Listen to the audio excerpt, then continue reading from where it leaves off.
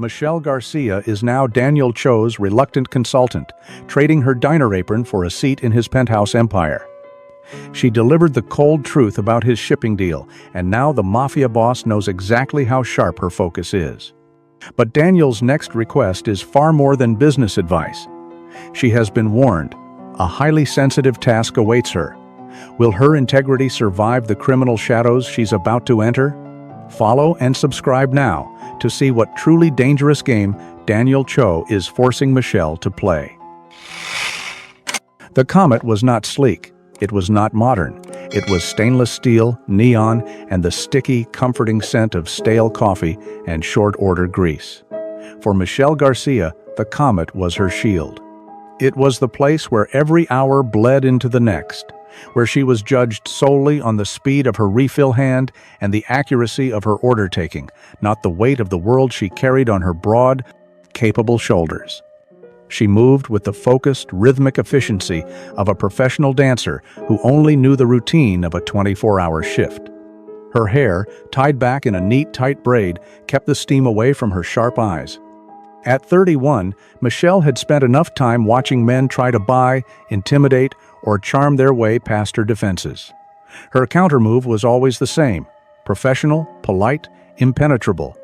It was precisely 2:17 a.m. when he arrived, and the entire energy of the Comet shifted, like a heavy, unseen curtain dropping over the neon glow. He didn't walk in, he entered. Michelle knew the difference immediately. Walkers were the truckers, the bleary-eyed students, the late-shift nurses. Daniel Cho was an enterer. He was flanked by two men in suits, cut so sharp they looked dangerous. They scanned the nearly empty diner before he even reached the threshold. The men took up strategic positions at the counter's entrance and a corner booth, their posture radiating an unnatural stillness. Daniel, however, moved with a fluid, almost casual grace. He was striking, in a way that defied the casual setting. His charcoal suit seemed to absorb the ambient light of the diner, making everything else feel dimmer. He was handsome, possessing the chiseled, severe bone structure and cold, intelligent eyes that belonged in a high-security boardroom, not a vinyl booth. Korean, Michelle observed clinically, noting the subtle power in his jawline and the sheer, unblinking intensity of his gaze. She didn't need to know his name, she could smell the old money and the new power from across the room. This was the kind of man who expected the world to bend around him, who saw people like her not as individuals, but as fixtures in his environment, existing only to serve his convenience.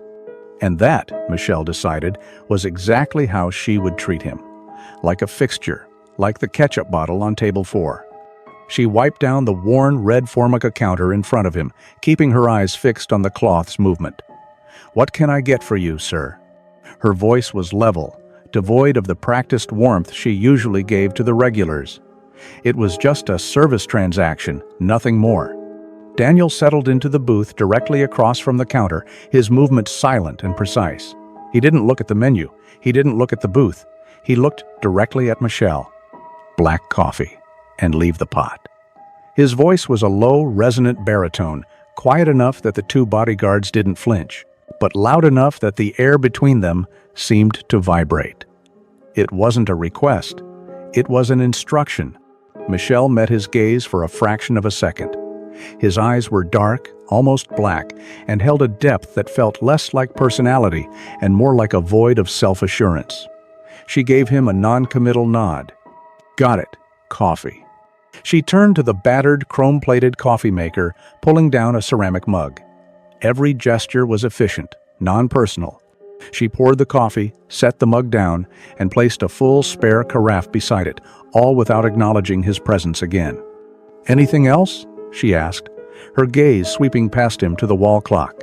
A slow smile, more of a deliberate stretching of the lips than an expression of humor, touched Daniel's face. "You did not flinch," he noted, his voice an observation rather than a compliment. Michelle leaned slightly on the counter, holding the order pad. "Sir, I've worked here 8 years. I've seen 3 bar fights, a proposal, and one guy try to pay for a hash brown with foreign currency. You're just a table. Anything else on the order?" The two bodyguards subtly shifted their weight, alerted by the sudden tension in the air. Daniel, accustomed to total deference, was being summarily categorized and dismissed. He was used to waitresses freezing, giggling, or dropping silverware, responding either to his obvious wealth or his unspoken menace. Michelle did none of those things. She was treating him like a problem to be solved, quickly and cleanly.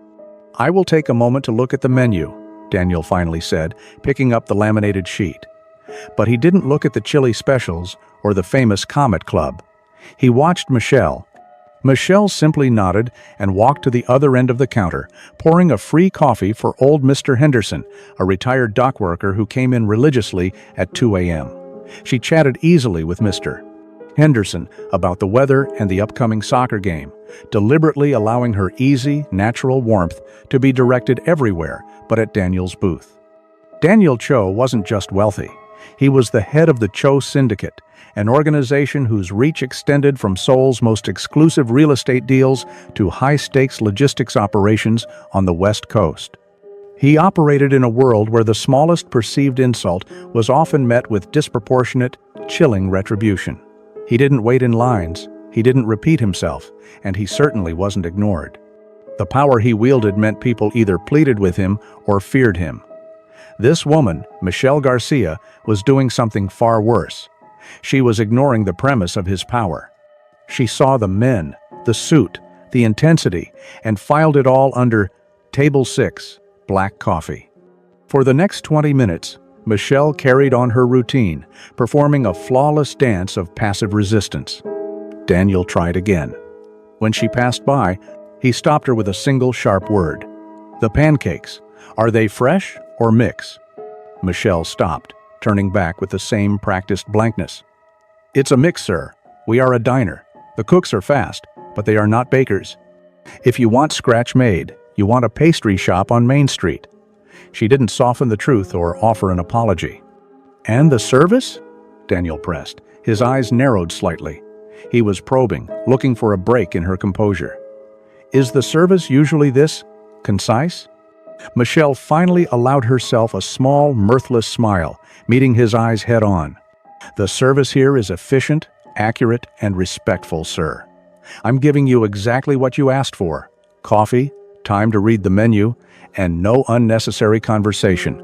We aim to please." She walked away before he could respond, going back to the dish pit to drop off some plates. In the brief moment her back was turned, Daniel's expression hardened.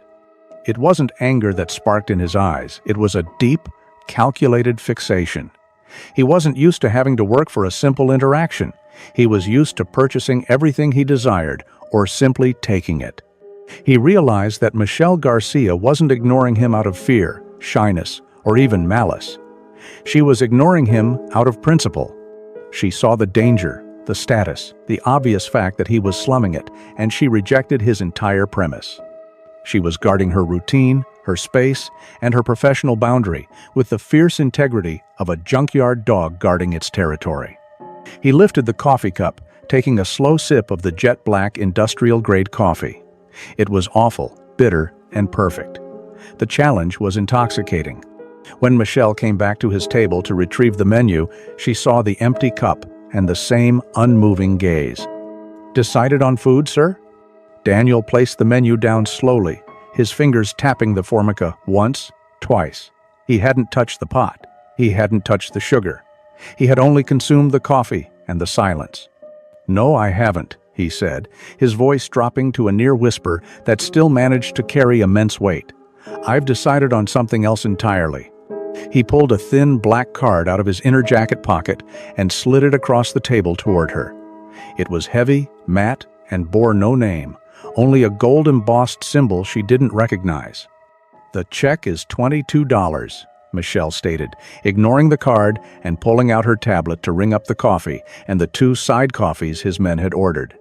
Daniel watched her fingers move over the screen, noting the small, neat scar near her left wrist.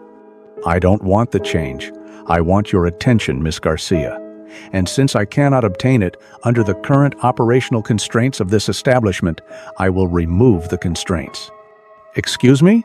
Michelle stopped, frowning at the absurdity of the statement. "I am leaving now," Daniel continued, his eyes cold and unwavering. When I return, you will no longer be an employee. You will be my full and undivided focus. Because, he paused, leaning forward just enough to make her instinctively hold her breath, I am purchasing this diner. Tonight. Michelle felt a ridiculous spike of adrenaline mixed with pure disbelief. Sir, I think you've had too much coffee. That's not how this works.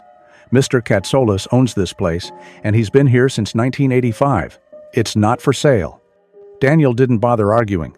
He simply smiled the same cold, calculating smile he'd worn earlier, a predator who had finally scented weakness. He pushed the black card an inch closer to her. Tell Mr. Katsoulis that I will make him an offer he will regret saying no to, and tell him that you, Miss Garcia, are the reason for the offer, a very expensive reason. He stood up, his height dominating the booth. His two silent guards immediately detached from their positions and flanked him. Daniel didn't look back at the counter, the coffee pot, or the remaining mug. He walked out with the same chilling certainty as he walked in, leaving behind the sound of the double doorbell jangling wildly and the unsettling absolute silence of the Comet. Michelle stared at the empty space where he'd been, then down at the sleek black card. It felt impossibly heavy. She was not shocked by the implied wealth. She was shocked by the sheer, unadulterated arrogance of a man who saw her resistance as a logistical problem that could be solved by throwing enough money at the foundation of her entire life. Her sanctuary, she realized with a horrifying drop in her stomach, had just been invaded, and the serpent had promised to return. The black card, still slick with Daniel's residual warmth, lay on the counter. She nudged it with a fingernail, then snatched it up, intending to trash it. But curiosity, a dangerous thing Michelle usually kept chained, made her flip it over. It was engraved with a cryptic, stylized crest that looked like a serpent coiled around a monolith. It wasn't a bank card. It was a membership to a world she didn't belong to, a currency of influence. She locked up at dawn, the memory of Daniel's unblinking eyes nagging at the edge of her exhaustion. Before heading home, she knocked on the small, cramped apartment above the diner where Mr. Katsoulis lived. The owner, a man built like a sturdy fire hydrant with hands permanently smelling of flour and nicotine, blinked sleepily at her. Michelle, what is it? Did the broiler die again? No, Mr. K. Look, some lunatic came in late. Asian guy, fancy suit, 2 goons. He left this card and said to tell you he was buying the diner tonight because he wanted my attention. Mr. Katsoulis peered at the black card, his brow furrowing. He grunted, then tossed it back. Ah, rich kids, pay it no mind. Tell him if he wants the Comet, he needs to offer me a price that can buy me a retirement island. Go home, Michelle, you look tired. Michelle felt a wave of relief. The threat was dismissed. It was just a bluff, a tantrum from a privileged man. She went home, slept fitfully, and returned for her 5 p.m. shift. The Comet looked exactly as it always did, battered, reliable, her sanctuary. But when she pulled her apron on, the atmosphere was wrong. Mr. Katsoulis wasn't behind the counter. Instead, a young, impeccably dressed woman in a stiff suit stood next to the main register, speaking quietly into a sleek phone. The transfer is complete, pending final signatures on the property deed, the woman was saying. She looked up as Michelle approached, her expression annoyingly serene. Ah, Miss Garcia, you must be the reason for all this paperwork. I'm Miss Hong, legal representative for Mr. Cho. Michelle's stomach dropped like a faulty elevator. What paperwork? Where is Mr. Katsoulis? He's at his lawyer's office, Miss Hong replied, closing her phone. The sale was highly motivated and extremely swift. Mr. Cho presented an offer this morning that solved a very specific financial obligation. Mr. Katsoulis was facing something to do with his wife's medical expenses and a poorly executed loan. The amount was generous enough to ensure he can retire comfortably and debt-free, effective immediately. The Comet is now the property of Cho Global Acquisitions, LLC. Michelle felt a rush of ice-cold fury, an emotion so pure it burned the back of her throat. You bought his life out from under him. This place was everything to him. It was everything to him until he saw the number, Miss Hong corrected neutrally. Money has a way of adjusting priorities. Congratulations, Miss Garcia. You are now an employee of Mr. Cho." "No," Michelle said flatly, pulling off her apron. "I quit." "Tell your boss that his money bought a building, not my servitude." "I quit." "I advise against that," Miss Hong said, her smile tightening. "Mr. Cho will be arriving shortly to discuss your new terms of employment." Michelle ignored her, throwing the apron into the laundry bin. This was exactly what she had feared her life, her safe, predictable routine being leveraged by a man who treated people like chess pieces. She wasn't staying to play his game. She grabbed her purse and headed for the door. Before she could reach the street, a sleek black sedan pulled up, silent as a shark. Daniel Cho emerged, looking even more severe in the late afternoon sun.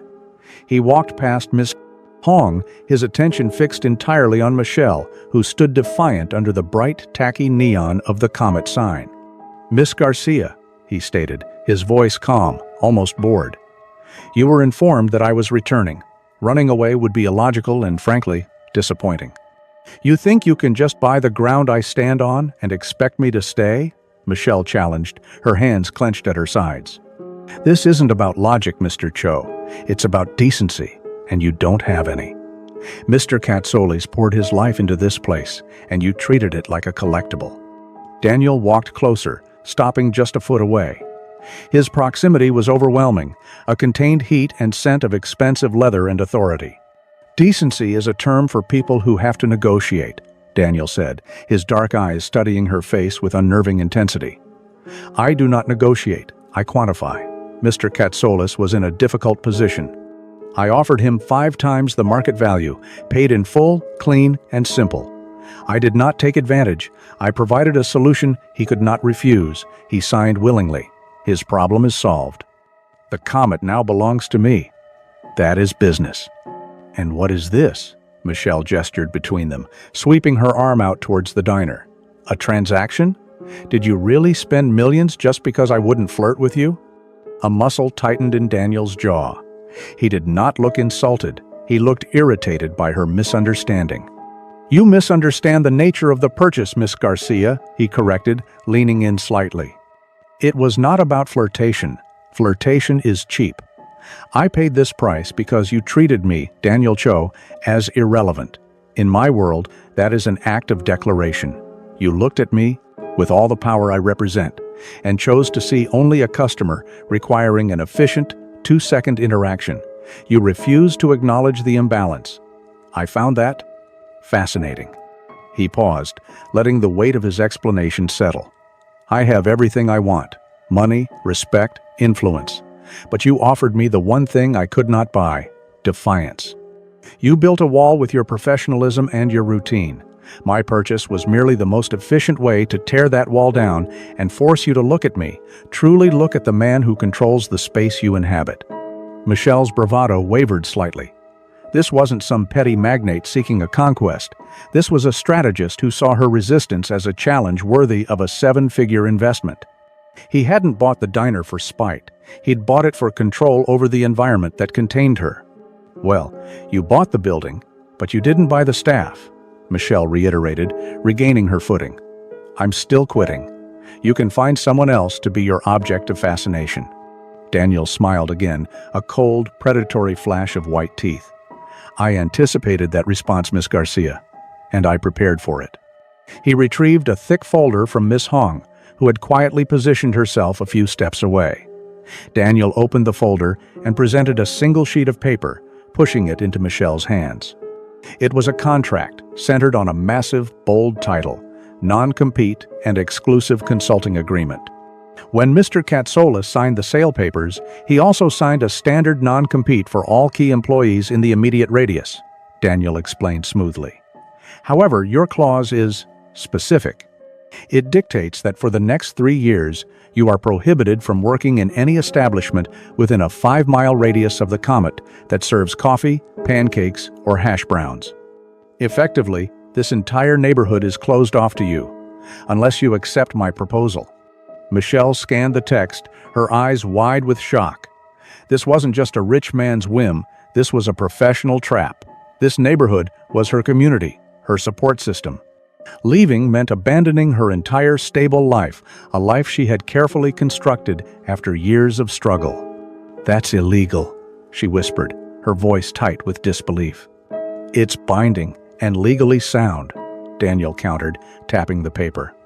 "But as I said, I prefer to offer solutions. You are not required to flip eggs, Michelle. That would be beneath the dignity of my most valuable asset." He leaned closer again, his voice dropping to the seductive, dangerous pitch of a promise. "I need a personal consultant. Someone with unflinching focus, a meticulous eye for detail, and a complete unwillingness to be swayed by my wealth or position. I need someone to tell me, with brutal honesty, when I am wrong. A person of principle, in my inner circle, where principle is usually lacking." He pointed to a specific number on the contract, a staggering 6-figure annual salary. "You will be paid this amount to report directly to me, to observe, to advise, to maintain the schedule of my personal affairs, and, frankly, to keep my attention focused on something other than my business." Daniel looked deeply into her eyes, the cold intensity replaced by a flicker of something dangerously close to need. "You will have a choice, Michelle. You can walk away, forfeit your home, your community, and your only marketable skill in this city for 3 years.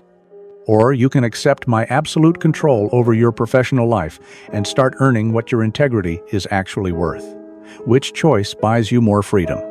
Michelle felt the weight of the contract, the sheer gravitational pull of the money, and the impossibility of the non-compete clause. He hadn't just bought the diner, he had surgically dismantled her life, piece by careful piece, and now offered to reassemble it under his authority. "You're sick," she managed, her breath shaking. "I am effective," Daniel corrected. "The office will be in the penthouse suite downtown. Your first meeting is tomorrow at 9 a.m. Read the terms, Miss Garcia. I expect your signed acceptance on my desk, or you can start packing your bags." Daniel didn't wait for a response. He simply turned and walked back to the sedan, leaving Michelle alone with the contract, the ghost of Mr. Katsolis's diner, and the terrifying magnetic truth: she was trapped.